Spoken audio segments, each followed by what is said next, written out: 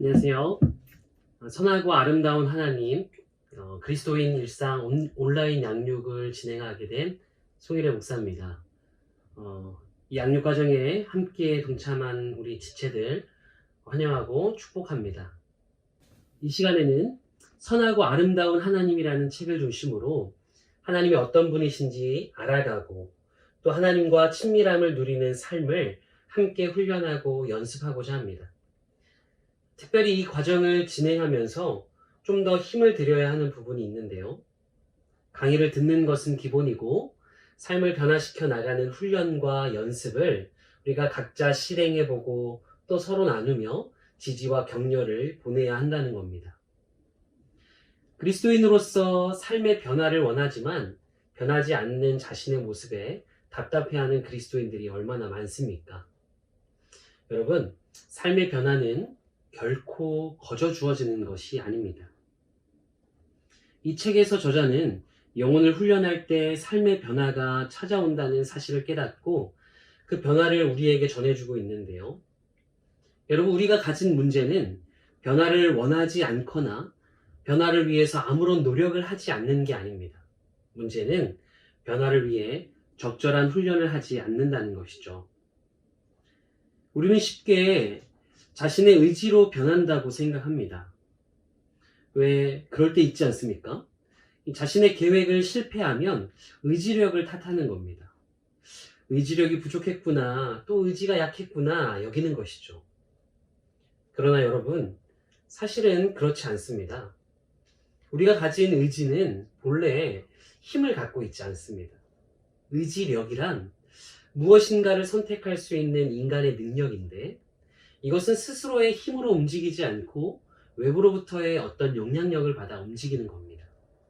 마치 소나 나귀처럼 짐을 나르는 짐승과 같다 할 수 있는데요. 여러분, 말이 그 말을 끄는 마부가 정해주는 방향으로 가듯이 우리의 의지도, 우리의 의지력도 마찬가지 의지력을 이끌어가는 마부가 있다는 것이죠. 의지력에 영향을 주는 이 세 가지 주요 요소가 있는데요. 우리가 가진 생각, 그리고 우리의 몸, 그리고 사회적 정황입니다. 우리가 가진 생각이 우리가 느끼는 감정을 만들어내고요. 그 감정이 어떠한 결정을 내리게 하거나 행동을 유발합니다. 또한 우리 몸도 의지력에 영향을 주는데요. 여러분, 배고프거나 목마를 때 어떻게 하시나요? 음식물을 섭취하거나 물을 마실 겁니다. 의지력이 작동하는 것이죠. 우리의 몸은 배고픔이나 목마름 같은 감각이라는 매개체를 통해 스스로의 필요를 우리에게 표출하고요. 우리의 의지력에게 음식물을 먹어라 통보한다는 겁니다. 그러면 우리의 의지력이 움직여서 우리의 음식물을 먹거나 물을 섭취하는 것이죠. 마지막으로 의지력은 환경의 지배를 받는데 특히 주변 사람들에게 영향을 많이 받는 것을 경험할 수 있습니다. 사람들의 시선이나 평가에 우리의 모습이 쉽게 달라지지 않습니까? 이러한 세 가지 요소가 우리의 의지력을 움직인다는 것이죠.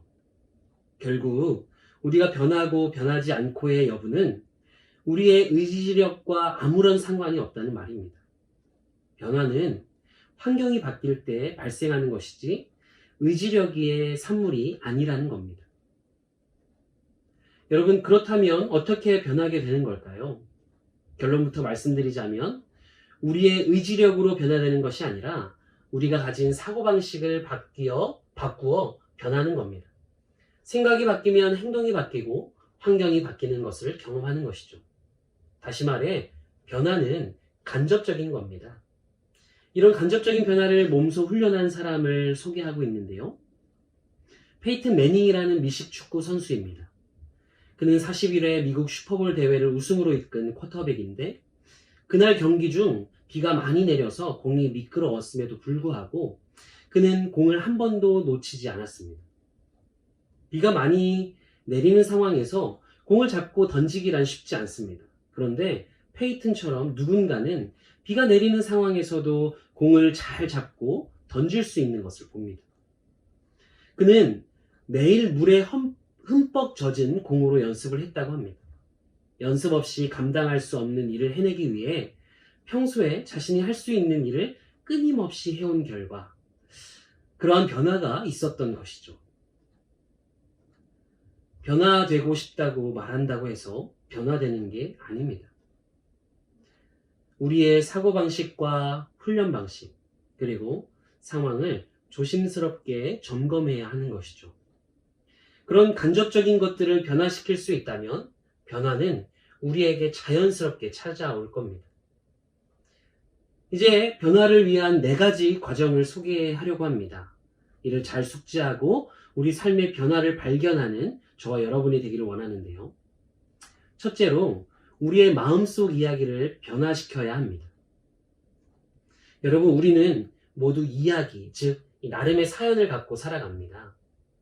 그런데 여러분, 우리는 누구나 그 이야기에 의해 만들어져 가는 존재인 걸 아십니까? 지금까지 지나온 삶을 돌아보면 많은 경우 이야기를 통해 여러분의 생각, 가치관, 세계관들이 정립되어 온 것을 알 수 있을 겁니다. 가장 큰 영향을 받은 게 이 부모로부터 들은 이야기이지 않습니까? 어렸을 적 부모님께 들은 이야기를 통해 우리는 인생을 어떻게 해석해야 하는지, 또 어떻게 살아야 하는지에 대한 기본적인 생각들을 갖게 되었다는 겁니다. 그렇게 우리가 가진 세계관이나 또 가치관, 도덕적 잣대 등은 이 부모로부터 정립하게 되었다는 것이죠. 핵심은 이야기가 우리의 인생을 움직여 간다라는 겁니다. 그런데 문제는 많은 경우 잘못된 이야기가 우리 인생을 망치기도 한다라는 것이죠. 예를 들어 낮은 자존감은 우리가 어려서부터 들어온 부정적 이야기가 만들어내는 것인데요. 그것은 이 진리가 아님에도 불구하고 나 자신을 형성하는 데 많은 영향을 끼쳤던 겁니다.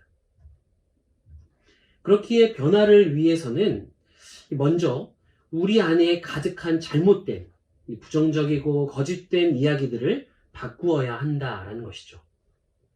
어떤 이야기로 바꾸어야 할까요? 바로 예수님의 이야기입니다. 예수님은 영원 전부터 계시는 하나님의 아들이시기 때문에 하나님의 성품과 우리 인생의 의미를 그보다 더 잘 아시는 분은 없습니다. 길과 진리, 생명이신 예수님의 이야기로 우리의 이야기를 바꾸는 겁니다. 예수님은 우리의 이러한 처지를 잘 알고 계셨습니다. 그렇기에 이 땅에 오신 예수님께서는 우리에게 많은 이야기를 들려주셨던 것을 알 수 있는 것이죠. 그분의 이야기는 모두 하나님께 초점이 맞추어져 있었습니다. 우리의 이야기가 예수님께서 들려주시는 하나님의 이야기로 바뀐다면, 그렇게 우리 마음의 생각이 바뀐다면 우리 안에 변화는 시작될 수밖에 없다는 겁니다. 두 번째, 우리의 이야기를 바꾼 후에 해야 할 일은 그 변화가 우리 삶에 깊숙이 뿌리내리고 또 우리의 생각이나 또 생각만이 아니라 우리의 몸과 영혼이 변화되도록 특별한 훈련을 해야 한다라는 겁니다. 운동선수들이라면 누구나 훈련의 중요성을 알 텐데요. 실제 경기에서 자신의 몸의 모든 움직임들이 자연스럽고 부드럽게 움직여 경기에 임할 수 있도록 훈련하는 것이죠. 바울은 자신의 여러 서신서에서 우리의 신앙생활을 운동선수들의 훈련에 비유하고 있는 걸 보게 되는데요. 마찬가지 우리 삶의 변화를 위해서는 연습과 훈련을 게을리하지 않아야 한다라는 겁니다. 비록 훈련이 잠시 고통스럽기는 하지만 그 훈련과 연습은 우리의 삶을 변화시키는 매우 중요한 요소가 된다라는 것이죠. 세 번째, 변화를 위한 훈련 공동체가 필요합니다. 우리는 공동체에서 살아가는 존재입니다. 삼위일체 하나님도 공동체로 거하시는 것처럼 우리도 이 공동체 안에서 서로 사랑하며 살아가도록 지음받았습니다. 그러나 불행하게도 종종 개인의 노력으로만 변화가 이루어지는 것처럼 여기기 쉽습니다. 오히려 변화는 공동체적 상황에서 더욱 효과적으로 형성됩니다. 그룹으로 훈련하면 다른 사람들의 영향력이 우리를 자극하고 격려하기 때문이죠. 그렇게 이 과정에 참여한 여러분도 무엇보다도 공동체적이어야 합니다. 마지막 그리스도인에게 있어 가장 중요한 변화의 요소인데요. 바로 성령의 역사입니다. 우리의 신앙생활 가운데 이 벌어지는 모든 일은 성령께서 하신 일들입니다. 성령이 아니고서는 그리스도인으로 변화되지 않습니다. 성령은 예수님께서 하신 말씀을 생각나게 하시고 또 우리를 예수님께로 인도하시는 분이십니다. 오해와 편견으로 얼룩진 우리의 이야기를 예수님의 이야기로 변화시키시는 분이 성령입니다. 성령이 아니고서는 회심도 일어나지 않습니다. 성령께서 우리 안에 역사하실 때에만 우리는 예수님과 성부 하나님과 바른 관계를 맺을 수 있습니다. 성령께서 우리 삶에서 일하실 때 변화가 일어나기 시작하는 겁니다. 특히 우리 영혼의 훈련에 있어 성령의 역할이 가장 중요합니다. 성령께서 임재하시지 않으시면 우리가 하는 모든 영적인 훈련들은 소용이 없습니다. 성령은 우리의 마음을 조명하셔서 하나님의 말씀을 깨닫도록 하십니다. 또한 성령은 우리의 기도를 먼저 이끌어 가십니다. 홀로 있는 훈련을 할 때도, 침묵 훈련을 할 때에도, 봉사를 하거나 쉬고 있을 때에도 우리를 돕고 격려하시는 분이 바로 성령이십니다.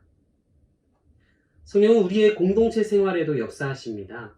사도행전에 보면 성령께서 공동체를 감동시키사 바나바와 바울을 따로 세워 선교사로 파송하는 장면이 나오는데요. 그때의 장면을 자세히 살펴보면 성령께서는 한 사람이 아니라 공동체에게 말씀하시는 것을 발견하게 됩니다.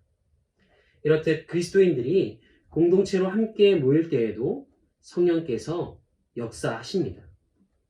이제 시작하는 이 모임에도 성령께서 말씀하시고 성령께서 역사하시며 성령께서 인도하시기를 원합니다. 성령께서 우리를 변화시키십니다. 우리의 이야기를 예수님의 이야기로 바꾸실 것이고 또한 성령께서 우리를 훈련시키실 겁니다. 그리고 우리 곧 이 공동체를 통해 성령께서 일하실 겁니다. 기대하는 마음으로 선하고 아름다운 하나님을 알아가고 또 우리의 영혼의 훈련들을 통해 우리의 삶이 변화되는 것들을 몸소 경험하고 발견하는 저와 여러분이 되기를 간절히 축복합니다. 첫 번째 영혼의 훈련으로 잠 잘 자기 훈련입니다. 기독교 영성개발에 있어 첫째로 꼽히는 적이 이 피로감인데요. 분주한 일상을 살아가다 보면 인간의 기본적인 활동도 무시되는 것을 종종 보게 됩니다. 그중 하나가 이 수면입니다.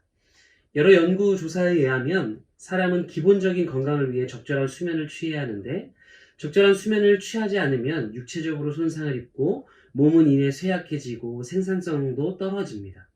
현대사회를 살아가는 사람들 중 다수가 불면증 등의 수면장애를 겪고 있다는 사실은 우리 사회가 그만큼 수면 생활에 취약함을 보여줍니다. 한 연구 결과에 따르면 연구 참여자들에게 충분히 자고 싶은 만큼 자라고 지시한 후 수면 시간을 측정했더니 평균 8.5시간의 수면을 취했다고 합니다. 그리고 이 연구에 참여한 사람들은 잠을 충분히 잤더니 행복지수가 높아지고 피로감을 덜 느끼게 되었으며 더욱 창의적이고 힘이 넘치고 생산적이 되었다고 반응했다고 합니다. 하나님이 우리를 지으실 때 우리를 우리 자신의 청지기가 되도록 만드셨습니다. 나 자신의 건강부터 챙겨야 한다는 것이죠. 우리 몸은 단순히 빌려 쓰는 집이 아닙니다. 우리의 몸과 영혼은 하나입니다. 그러므로 몸이 병들면 영혼도 이내 병이 들게 되는 것이죠. 그렇다고 우리는 억지로 잠을 잘 수는 없습니다. 우리 몸을 억지로 잠들도록 할 수 없다는 말입니다. 의지력이 이끄는 다른 마부들 때문인 것이죠. 그러나 사고를 바꿔봅시다. 잠을 잔다는 건 온전한 순종 혹은 항복의 행위입니다. 신뢰의 선포이기도 하죠.